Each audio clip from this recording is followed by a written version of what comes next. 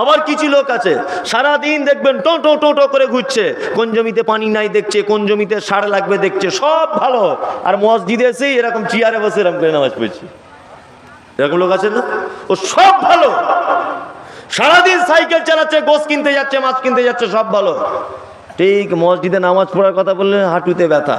কিছু লোক এরকম থাকে রমজান মাস এলে ওর গ্যাস্ট্রিক, আলসার, পালসার সবই হয়, মানে দুনিয়ার রোগ ওর ভর্তি। রমজান মাস ভালো হয়ে গেলে দেখবেন জনমের খাওয়া খাচ্ছে, পুরো ভালো। ও রমজান মাস এলে ওর গ্যাস্ট্রিক হয়, মানে পাক্কা বদমাইশ লোক। কিছু লোক আছে নামাজ পড়ে, আল্লাহ তাআলা বলছে নামাজ পড়ে অমনোযোগী সহকারে। রমজান মাসে দেখি সোশ্যাল মিডিয়াতে অনেক রকম অনেক কিছু দেখা যায়, ভণ্ডামির তো শেষ নাই, মোবাইলে ভণ্ডামির শেষ আছে। কিছু জিকির উঠেছে দেখবেন, এ ওর ঘাড়ের উপরে উঠছে, ও তাল গাছের উপরে উঠে যাচ্ছে, জিকির দেখেন না? হ্যাঁ, কঠিন ব্যাপার। ভণ্ডামি যত সব বাংলাদেশে, বুঝতে পারছেন না? বেশিরভাগ সব ভণ্ডদের বসবাস বেশিরভাগ বাংলাদেশে। আর আমাদের ইদানিং আমাদের পশ্চিম বাংলার কিছু হুজুররা এই ভণ্ডামিটা করছে, কিছু হুজুর এই ভণ্ডামিটা করছে পশ্চিম বাংলাতে। হজ করতে যাচ্ছে তবুও 4-5টা করে ক্যামেরা নিয়ে যাচ্ছে ভণ্ডামি করার জন্য, ফেমাস হবে। এইসব ভণ্ড হুজুররা কিছু করছে। জি, যত ভণ্ডামি দেখবেন। তা রমজান মাসে মোবাইলে দেখতে পাচ্ছিলাম কিছু কিছু মসজিদে 20 রেকাত তারাবি হচ্ছে। 20 রেকাত না ভাই, তুমি 20,000 রেকাত পড়ো, এতে আমার আপত্তি নাই। 20 রেকাত পড়ছে 25 মিনিট, এটা হয় কি করে? ওই কি পাছাতে ডবল সিলিন্ডারের মেশিন লাগানো আছে? এই বদমাইশ কোথাকার, এত তাড়াতাড়ি নামাজ পড়া হয় কি করে? অধিকাংশ মানুষের নামাজ কবুল হয় না। তার একটা কারণ আছে। কারণটা কি বলুন তো? কারণটা কি? আমি ধরে নেন ভিখারি, আপনাকে আরেকটা জিনিস বুঝবেন, আমি ভিখারি, আমি ভিক্ষা করি।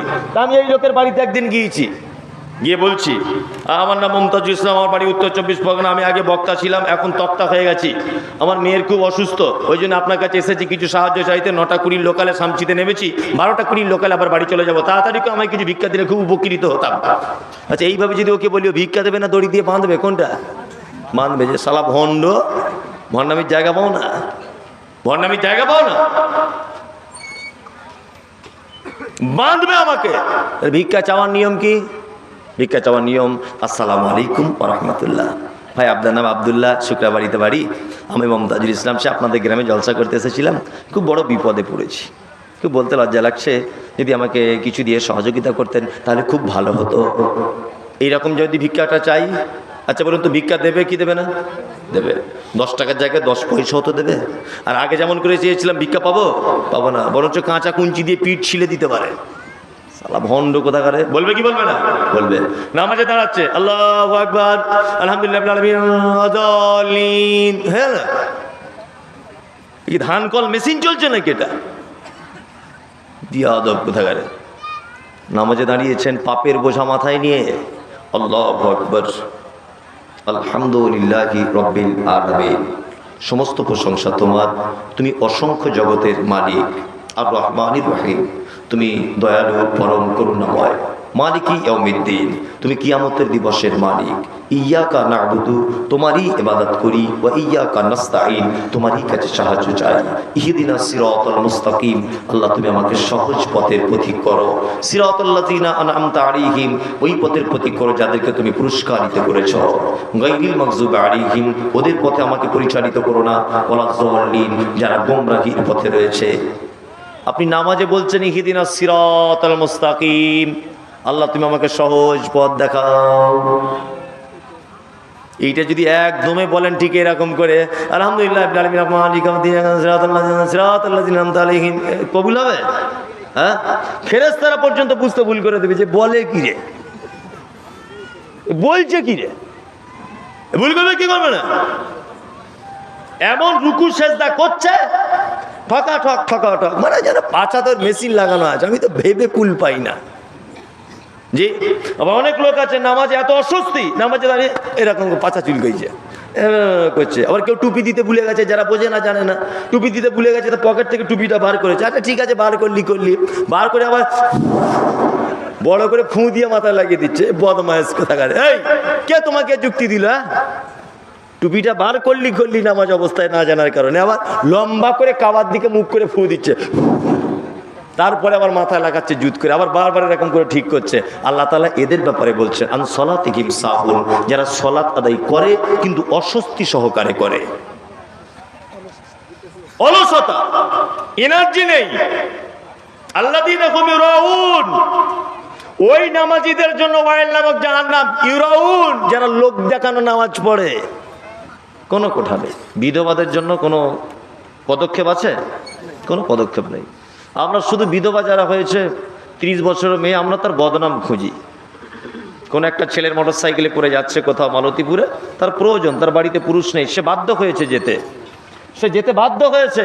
আমরা দূর থেকে দেখে বলছি ওটাকে রে জয়নালের বহু বহু লাগছে, মনে হয় ঘটনা কিছু ঘটছে, ওর মোটর সাইকেলে যাচ্ছে কেন? এই আপনি তো শুধু ওর মোটর সাইকেলে যাওয়াটা দেখেন, ও যখন রাতে কাঁদে, সবাই যখন ঈদের দিনে নতুন শাড়ি পরে ও যখন কাঁদে, ওর বাচ্চা যখন খাবার খাবে বলে বায়না করে, অভাবের তাড়নায় দিতে পারে না, ও যখন কাঁদে, তুমি সেটা দেখতে পাও না?